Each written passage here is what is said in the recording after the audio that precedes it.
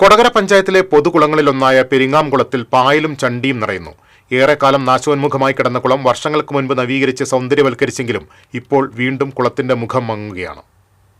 ദേശീയപാതയോരത്തുള്ള പെരിങ്ങാംകുളം ഏറെക്കാലം പായലും ചണ്ടിയും നിറഞ്ഞ് അവഗണിക്കപ്പെട്ട് കിടന്നെങ്കിലും 10 വർഷം മുൻപ് കുളത്തിന്റെ പുനരുദ്ധാരണവും സൗന്ദര്യവൽക്കരണവും നടത്തി മികച്ച വിശ്രമ കേന്ദ്രമായി മാറ്റിയിരുന്നു.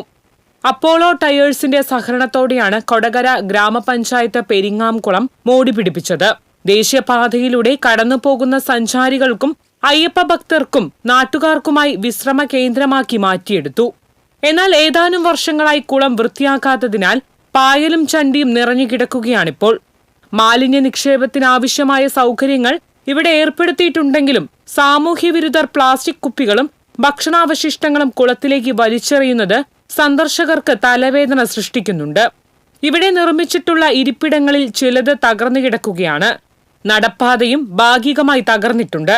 പെരിങ്ങാംകുളത്തിലെ പായലും ചണ്ടിയും നീക്കം ചെയ്യാൻ നടപടിയുണ്ടാകണമെന്ന് നാട്ടുകാർ ആവശ്യപ്പെട്ടു. TCV news, Kodakara.